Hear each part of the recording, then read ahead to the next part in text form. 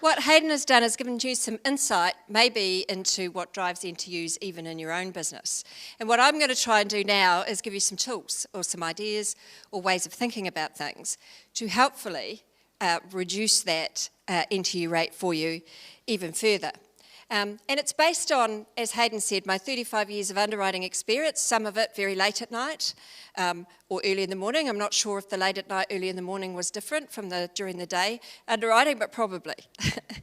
But while you're up sitting at 4 o'clock in the morning deciding terms for somebody, you do get to thinking about, what am I doing? What am I saying about this client? How is the advisor going to sell these terms to this client? And when you look at this sort of data with NTUs and you match it to terms, you go, why? Why can't we do something different and get a better outcome for our clients? First of all, we're not actually here to tell you anything. There's no answers here. This is not us telling you what you need to do to change those numbers for yourself. What we are trying to do is give you a different perspective on terms, which have been developed over not only those years of underwriting, but also all that experience in selling. I know I don't sell policies to customers, but boy, do I sell to you guys. The intent is to challenge your perceptions. Today, I want to challenge what you think the best underwriting outcome for your client actually is. And the reason we want to do that is to help you increase the conversion rate of submitted applications to issued business, because that's the impact of doing that Hayden has just demonstrated to you. But not only that, we also want to help you find some ways to turn special acceptance terms into a tool that allows you to sell more business. And we want to create additional opportunities for you to think about how you could upgrade existing clients into better products. This seminar or session is actually not only aimed at you, the advisors, in terms of your understanding or perception of terms. It's actually also aimed at our own underwriters and our own key account managers, so that they can truly understand what it is that they are doing when they are offering terms. So what is it about terms and NTUs? Why do terms feature so highly in NTU rates? Well, first of all, there are just those acceptance terms that clients won't buy. They don't like being told they're not normal. Or probably more to do with that you can't sell to them. There are advisors, some even in this room, who almost run a mile whenever they get an offer of terms. They would much rather go and find another new client, than go back and tell a client that they've got terms. And we call that terms terror. But then there's also those people who, when they get terms, think that their job is to rush out and find out if they can get better terms from elsewhere. So let's just have a think about that. That means that you think that getting better acceptance terms is more important than all of the other reasons that you recommended that product for that client in the first place. And then, of course, Hayden touched it on the head. There's the replacement business where, and I can't tell you how many times I've heard this, if you can't match the existing terms, don't bother. And think about it. What that also means is you've decided that the existing terms on the old policy are more important than all of the benefits that you have convinced the client of in your original discussion. So what we're here to do today is to lessen the terror, to challenge your perception of what you think better and matched really means. So let's have a look, first of all, at premium loadings. We have standard rates, and then we have loadings, which might be either a percentage loading or a per mil loading, right? So which one do you think is better? None. None of those things is better than the other. In all of those cases, the client has exactly the cover that you convinced them that they needed. They can get the full coverage from the product that you recommended as being the best for them. So the only thing that a loading is about price. It's got nothing to do with substandard lives. It's just a price comparison, right?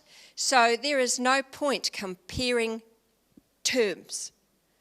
It doesn't matter in terms of the coverage which one of those things apply.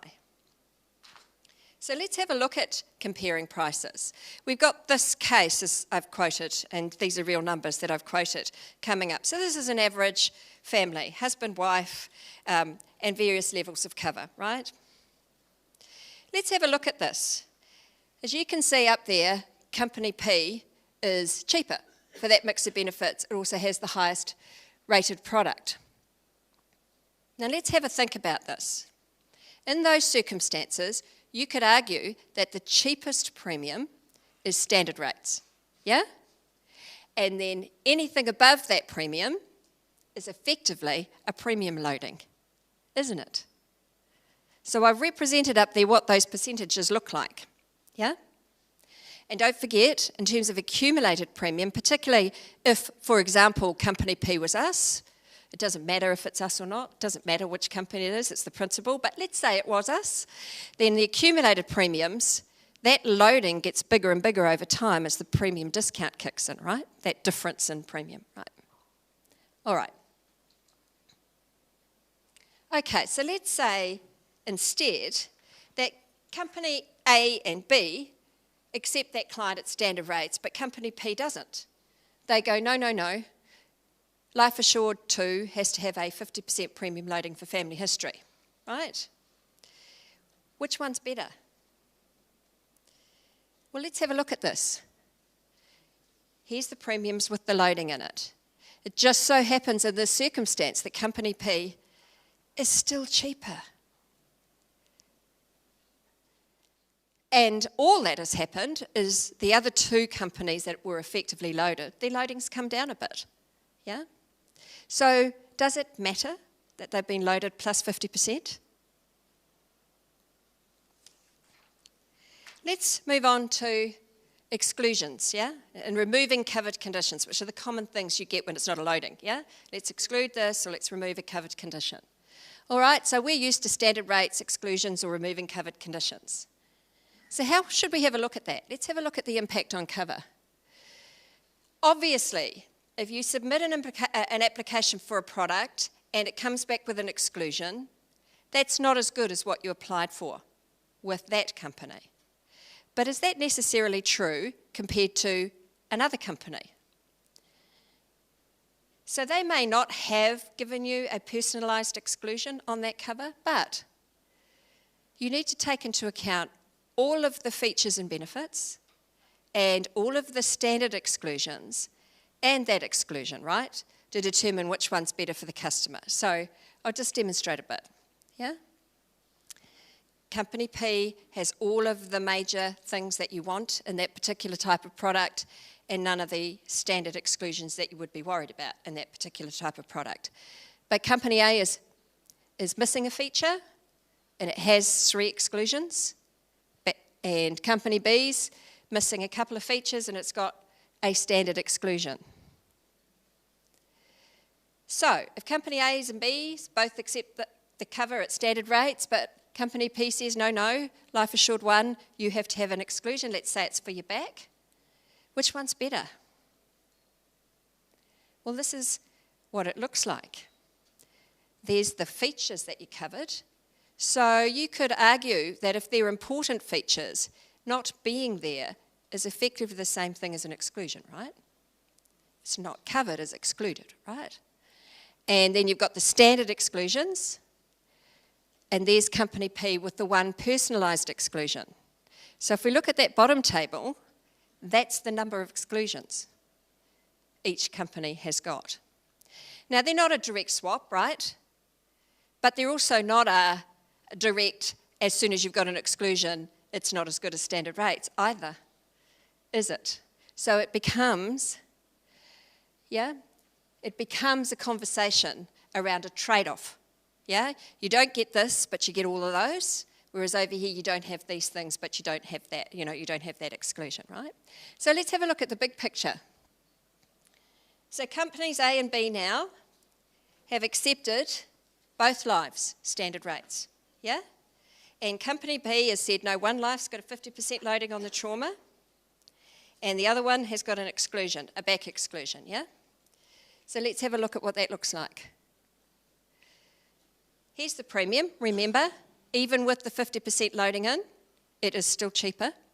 With company P, the accumulated premiums are much cheaper over time, and that's the number of exclusions that apply. So is the standard rates ones better? What would happen if company P was more expensive? What's the equation now? It may still be that that one is better. All right. And here's some things that along the way we've had advisors say to us. And I know it might be for some of you teaching a dog, or teaching your grandmother how to suck eggs. But we have had this before. We've had people complain and say, oh no, there's an exclusion on the knee for the TPD cover. First of all, how likely are you to be TPD'd because of your knee? But secondly, if you're comparing a trauma cover with a TPD exclusion on the right knee to a trauma cover that has no TPD, well, they already exclude TPD in its entirety, right? And you're comparing it to TPD for everything but the right knee, yeah? And here's another one, removal of covered conditions. If the covered condition isn't covered in the one that you're comparing it to, it's already excluded. So it makes no difference, right? And again, I've had this conversation, and I excuse the person who's in the room. I'm taking some liberties in telling a story. But, for example, we cover aneurysm, adult onset diabetes, lupus, we cover cancers to a much smaller degree, right? We cover them already. So if we remove them, yeah, it's not making it worse than other covers, is it? So I had someone who actually said to me, this person's got a diabetes exclusion where they are, and you've removed the diabetes covered condition, so we can't move them because it's not better. But actually, think about it. We've removed diabetes, which wasn't covered, into the other products, so it's an even playing field, but they've got an exclusion, right? So they've excluded everything for diabetes. We've just removed diabetes. They're still covered for diabetes, for heart, for stroke, for loss of limbs, for all of those other things. See, it's not as simple as it might seem on the surface. And what about things that you wouldn't consider to be exclusions? Let's have a think about this. If you have non-guaranteed wordings, which some medical products have, what that means is at any point in the future, any exclusions, new ones, can be added to your client's cover at any time. If you think about non-guaranteed premiums, here's an interesting way of thinking about it. So this is YRT premiums. A new effective premium loading can be added to all your clients at any time in the future. So you worrying about a 50% loading on a trauma cover today, there's no certainty that that difference in premium won't be 50% just as a standard in the future. Policies that don't have automatic upgrades built into them. So every time that company upgrades their product for their new customers, they are effectively excluding something else for their existing clients, aren't they? Because they're not getting it. And finally, as I said before in that table, if a product is missing features and benefits, they are the same thing as excluding those things.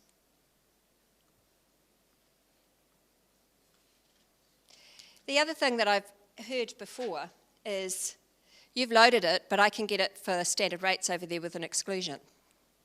And I just wanted to challenge again, which one is better for the client, right? So again, we go back. Loadings mean only pricing.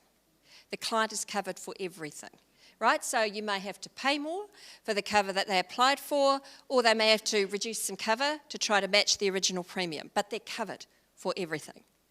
Versus an exclusion or removed covered condition that says you get standard premiums, but for most things and nothing at all for that thing.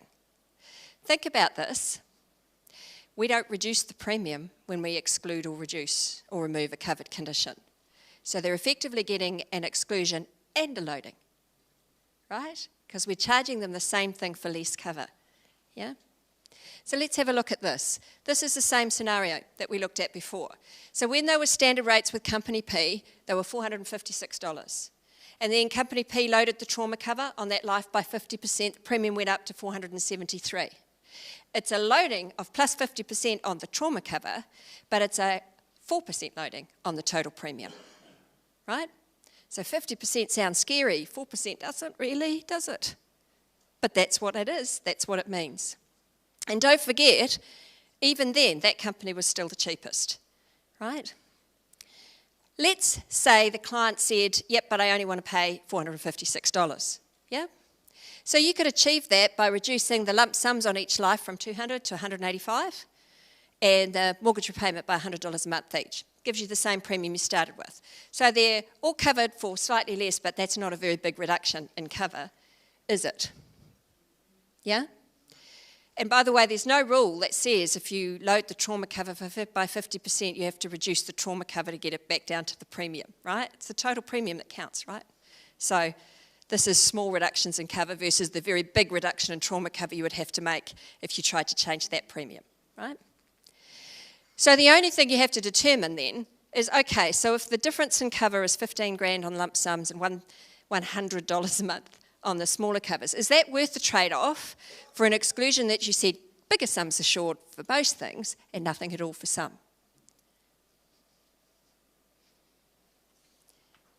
Now I want to have a talk about special terms, and I want to give you a chance to have a read of this because I know one of the hardest things for you is telling people they're not normal.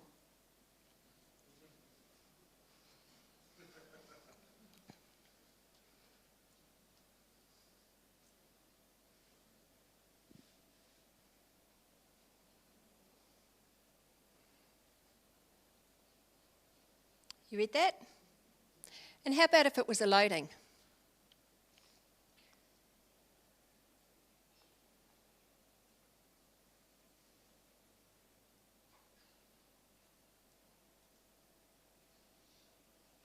So there are brokers in this room who, whenever they get an offer of terms, 100% know they've got the client now, right? Because you may never get better terms than this today, and you're already on that path. You need it today. It's almost like, yippee! They were nibbling, but now I've got them hooked. They can't get away. Let's have a think about it. Really, if you can get terms on someone that has already got pre-existing conditions, yeah? Why wouldn't you go back and go, great news, we've got you covered, but actually what we should do is double your cover, right? While we can get it, yeah?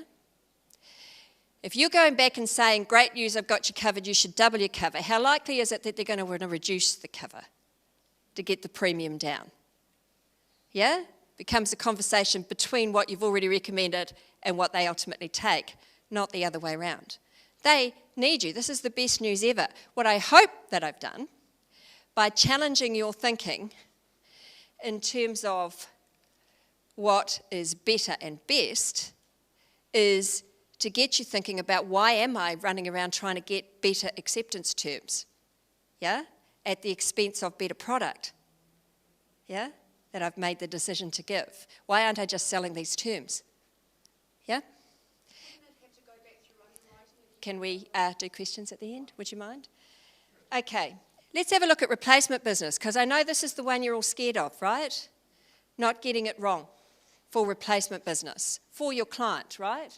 So again, loadings are just about price. If someone has standard rates and you put them on a new product and they're able to get it up with a loading, that product, those things that you recommended, yeah? All of those extra things that they get in terms of coverage, claims philosophy, children's benefits, client loyalty discounts, premium holidays, all of those extra things maybe that you have sold them as being important for them, they don't go away because they're a loading, and they don't miraculously appear in the other product because there's a loading. Let's think about it this way. More comprehensive cover, that's more cover that you can claim against, which is no different than larger sums assured. There's a price to pay for that, right? There is a price to pay for that, and it just becomes a conversation of how much the client is willing to pay for it. Yeah. An exclusion on the new policy that wasn't specifically excluded on the old policy doesn't automatically remove all of the extra benefits that you've convinced them they are going to get, does it? It then just becomes a consideration of whether the client wins more than they lose. Yeah, a trade-off conversation with them about you don't have all of these things now, yeah, but your back is covered. But over here you get all of these things, but your back's not covered. That's the conversation. It's not an automatic, you've excluded it, so therefore I can't move it, right? In fact, you might be doing them a disservice if you're doing that. It's also really important to think about this. Old products often have standard exclusions. So that client didn't have special acceptance terms, they just have a policy that doesn't cover it, right? It might not cover it because it's not covered, or it might exclude it. So some old disability benefits had automatic mental health exclusions. A lot of the bank products have no coverage for mental health. It's a standard exclusion in their products. So if we exclude mental health, they're already excluded for mental health. Yeah, just because they haven't got it written as a you have an exclusion for mental health doesn't mean it's not excluded. So what I hope I've done for you there is maybe challenge you a little bit to think a little further about why am I trying to match terms as the sole thing that drives whether they're better off being replaced or not. And why do I think that I need to go and find better terms if by doing that I am moving away from all this product value that I have sold them on in the first place. All right, so that's the underwriting piece.